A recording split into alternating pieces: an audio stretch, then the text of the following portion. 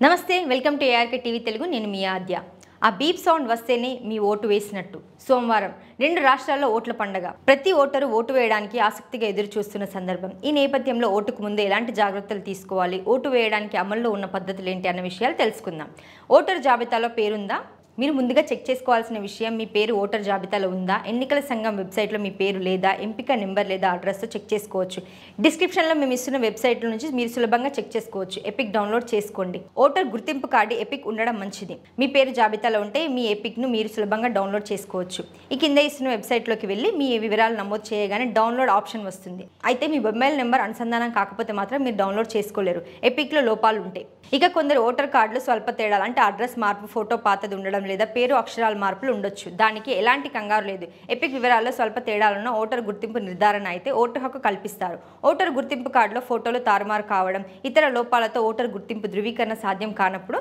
కేంద్ర ఎన్నికల సంఘం నిర్దేశించిన జాబితాలోని ప్రత్యామ్నాయ ఫోటో గుర్తింపు పత్రాల్లో ఏదైనా ఒక దానిని ఆధారంగా చూపించాల్సి ఉంటుంది